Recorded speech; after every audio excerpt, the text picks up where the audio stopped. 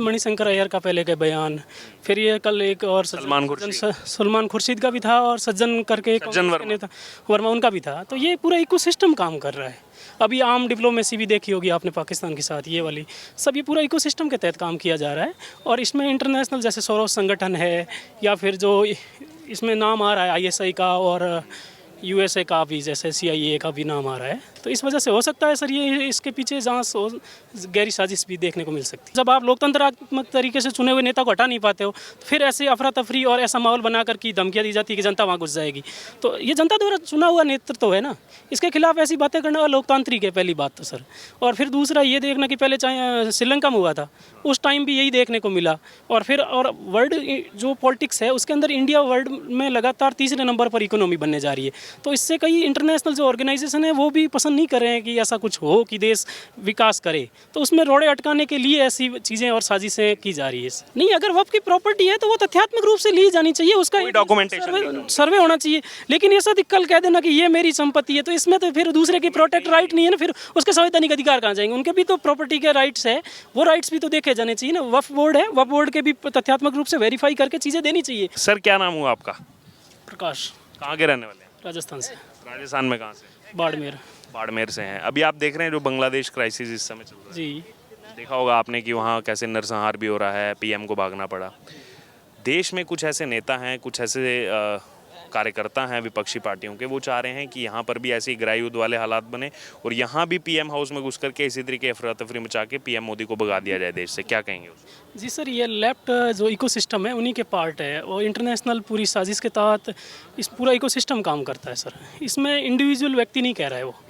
इसमें जैसे मणिशंकर अय्यर का पहले के बयान, फिर ये कल एक और सलमान खुर्शीद का भी था और सज्जन करके कांग्रेस के नेता वर्मा उनका भी था। तो ये पूरा इकोसिस्टम काम कर रहा है। अभी आम डिप्लोमेसी भी देखी होगी आपने पाकिस्तान के साथ, ये वाली सब ये पूरा इकोसिस्टम के तहत काम किया जा रहा है। और इसमें इंटरनेशनल जैसे सोरोस संगठन है या फिर जो इसमें नाम आ रहा है ISI का और USA का भी, जैसे CIA का भी नाम आ रहा है। तो इस वजह से हो सकता है सर ये इसके पीछे जांच गहरी साजिश भी देखने को मिल सकती है। मोदी को पसंद नहीं कर रहे हो? नहीं, मोदी को पसंद या नापसंद की नहीं है सर, ये एक राष्ट्र की बात है। जहाँ लोकतंत्र है वहाँ पर विचार की अभिव्यक्ति होनी चाहिए, लेकिन विचार इस लेवल तक नहीं जाने चाहिए कि राष्ट्र की ही और मोदी विरोध राष्ट्र विरोध में नहीं बदल जाए।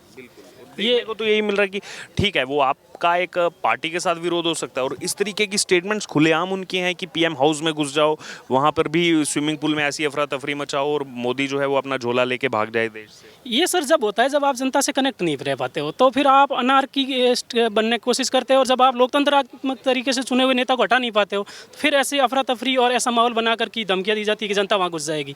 तो ये जनता द्वारा चुना हुआ नेतृत्व तो है ना, इसके खिलाफ ऐसी बातें करना अलोकतांत्रिक है, पहली बात तो सर। और फिर दूसरा ये देखना कि पहले चाहे श्रीलंका में हुआ था, उस टाइम भी यही देखने को मिला। और फिर और वर्ल्ड जो पॉलिटिक्स है उसके अंदर इंडिया वर्ल्ड में लगातार तीसरे नंबर पर इकोनॉमी बनने जा रही है। तो इससे कई इंटरनेशनल जो ऑर्गेनाइजेशन है वो भी पसंद नहीं कर रहे हैं कि ऐसा कुछ हो कि देश विकास करे। तो उसमें रोड़े अटकाने के लिए ऐसी चीज़ें और साजिशें की जा रही है। ऐसी की जा रही है। लेकिन इस बीच एक सवाल ये भी है कि हाल ही में एक ट्रेंड चला, ऑल आइज ऑन राफा, फिलिस्तीन में जो हुआ, जो फिलिस्तीन में हुआ वो भी गलत हुआ, लेकिन जो इजराइल में हुआ वो भी गलत हुआ था जो हमास ने किया। लेकिन वहाँ तक पहुँच जाते हैं बांग्लादेश जो कभी भारत का हिस्सा था, आज वहाँ नरसंहार खुलेआम जो है हिंदुओं का किया जा रहा है। इस पर ये बॉलीवुड सेलिब्रिटीज़ और तमाम ऐसे लोग उस बारे में कोई बात ही नहीं करते हैं। सर ये जो ऑल आइज ऑन रफा और ये जैसे ट्रेंड चलाए जा रहे हैं ये PR के पार्ट होते हैं सर। लेकिन हमें कहीं ये भी देखना होगा कि जो राइट विंग इकोसिस्टम जो है उसको भी ये सोचना चाहिए कि जैसे अल्पसंख्यकों का नरसंहार हो रहा है, तो अगर कोई इंटरनेशनली बांग्लादेश में जो हिंदुओं का अल्पसंख्यक है वहाँ पे उनके साथ नरसंहार हो रहा है तो उस पर कोई बात नहीं कर रहा है। कल से यहाँ पे क्या है सर, वहाँ पे चीज़ें कराई जा रही तो लेकिन कुछ सेलेक्टिव फ़ोटोज़ आते हैं और फिर उनको उससे शो किया जाता है जैसे वहाँ पे कुछ संरक्षण दिया जा रहा है। लेकिन हमें ये देखना होगा इसके दूसरा पक्ष क्या है। वहाँ मंदिर जलाए जा रहे हैं, वहाँ पर अल्पसंख्यकों के घर है, वहाँ पे वो एक प्रसिद्ध प्रोड्यूसर और एक्टर है उसका घर जला दिया गया, एक सिंगर था उसका घर जला दिया गया। तो ये सेलेक्ट चीज़ें भी हमें देखनी चाहिए। ये अनार्किस्ट चीज़ें किस लेवल पे जा रही है ये तो जनता को समझना होगा कि ये जो इकोसिस्टम की आप बात कर रहे हैं कि फोटो वो दिखा रहे हैं, प्रोटेक्ट किया जा रहा है, प्रोटेक्ट किससे कर रहे हैं? सवाल भी तो ये अपने मतलब खुद ही जा करके जला रहे हैं और खुद ही फोटो खिंचा दिया कि हम प्रोटेक्ट भी कर रहे हैं। वही तो सर है ना सर, हाथी के दांत दिखाने के और खाने के अलग है। बाहर कुछ और दिख रहा है, अंदर कुछ और हो रहा है, उसको भी सर हमें नोटिस करना चाहिए। और इंडियन गवर्नमेंट की भी रिस्पॉन्सिबिलिटी बनती है कि वो अल्पसंख्यकों के प्रोटेक्शन के लिए कुछ काम करे। सिर्फ बयान देने से या फिर वो कुछ नहीं हो रहा। और फिर हमें ये भी ध्यान रखना होगा कि जब ये अनरेस्ट हुआ है तो बांग्लादेश से जो इन्फिल्ट्रेशन है वो भी कम हो, और इसके लिए इंडिया के अंदर कल ही रोके गए हैं 600 बांग्लादेशी आना चाह रहे थे, उनको जलपाईगुड़ी के पास बीएसएफ ने रोका। जी नहीं, बीएसएफ के डीजी है जो दलबीर चौधरी जी है, वो वहाँ पर लगातार मॉनिटरिंग कर रहे हैं, अच्छा प्रयास कर रही है बीएसएफ। लेकिन हमें साथ में ये भी देखना होगा ना कि सरकार के लेवल पे और ज़्यादा प्रयास हो, ताकि यहाँ के भाइयों को लगे कि वहाँ जो अल्पसंख्यकों के साथ जो हो रहा है वो उसके लिए सरकार कटिबद्ध है या कुछ कर रही है। इंटरनेशनल लेवल पर तो सरकार को बाकी दलों का भी साथ चाहिए, लेकिन इधर बाकी दल अंदर ही इंटरनेशनल लेवल पर कुछ होता है वो अंदर भी लड़ाई करना शुरू कर देते हैं सरकार के साथ। सर ये वोट बैंक की पॉलिटिक्स है, जिसमें अपने कुछ विशेष वोट प्रैक्टिकल पॉकेट है, उनको पॉकेट को खुश किया जाने के लिए कुछ ऐसे बयान दिए जाते हैं।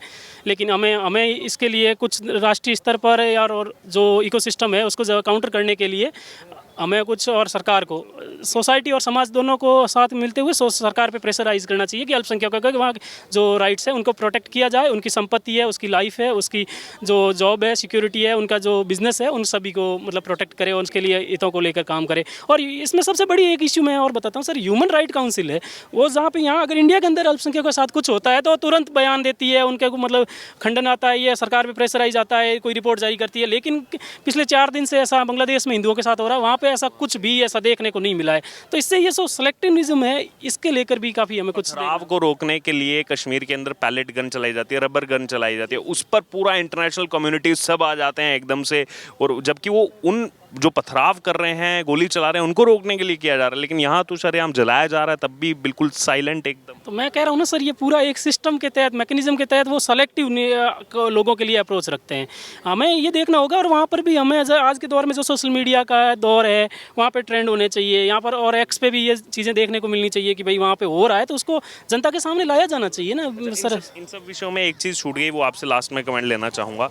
वक्फ बोर्ड के बारे में आप जानते होंगे, और वक्फ बोर्ड का 3-4 दिन से चर्चा चल रही थी। आज आखिरकार सदन की पटल पर रख दिया गया है वक्फ बोर्ड के बिल को, जिसमें जितनी भी वो पावर्स हैं, जो असीमित शक्तियां नरसिम्हा राव सरकार या मनमोहन सिंह सरकार ने दी थी, उन सबको सीमित करने के लिए रखा जा रहा है। लेकिन वही हुआ कि पता था विपक्ष सारा एकदम विरोध करेगा, और वही सारा विपक्ष इसमें विरोध कर रहा है। फिर वही बात है सर, इसमें सरकार एक जो कम्युनल एंगल को ना देखते हुए इसमें जो तथ्यात्मक जानकारी उसको देखना चाहिए, और सिर्फ वोट बैंक की पॉलिटिक्स नहीं करी जानी चाहिए।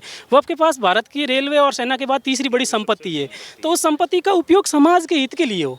एजुकेशन जो इंस्टीट्यूट्स है वो खुले, या फिर कोई और जो होने चाहिए उस तरह की गतिविधियाँ वहाँ होनी चाहिए। जबकि और ऐसे दे दी थी कि हाथ रख दिया, ये जगह मेरी तो तुम्हारी हो। वो वैसे तमिलनाडु का एक डिस्ट्रिक्ट का, वो एक डिस्ट्रिक्ट है, वहाँ पे एक गांव पूरा और हमारा है, और दिया गया। कांग्रेस ने इतनी और कल मध्य प्रदेश के जो हाई कोर्ट के जज ने भी कुछ कमेंट किया है इस बारे में, वो भी इसमें तथ्यात्मक रूप से रखना चाहिए। यही कमेंट किया है कि एक्चुअली वो ये था कि शाहजहां की बहू का वहां पर मकबरा था जो एएसआई के पास है, आर्कियोलॉजिकल सर्वे ऑफ इंडिया के पास, उस पर वक्फ बोर्ड ने दावा कर दिया कि ये हमारा है। फिर मध्य प्रदेश हाई कोर्ट में जीएस अहलुवालिया की बेंच ने कहा कि आप कल को बोलेंगे लाल किला हमारा है, ताजमहल हमारा है, पूरा देश हमारा है, ऐसे कैसे चल जाएगा? नहीं, अगर वक्फ की प्रॉपर्टी है तो वो तथ्यात्मक रूप से ली जानी चाहिए, उसका डॉक्यूमेंटेशन सर्वे होना चाहिए। लेकिन ऐसा कल कह देना कि ये मेरी संपत्ति है, तो इसमें तो फिर दूसरे की प्रोटेक्ट राइट नहीं है ना, फिर उसके संवैधानिक अधिकार कहाँ जाएंगे? उनके भी तो प्रॉपर्टी के राइट्स है, वो राइट्स भी तो देखे जाने चाहिए ना। वक्फ बोर्ड है, वक्फ बोर्ड के भी तथ्यात्मक रूप से वेरीफाई करके चीज़ें देनी चाहिए। कोई बुरी चीज़ नहीं है, संपत्ति उन्हीं के पास भी हो सकती है,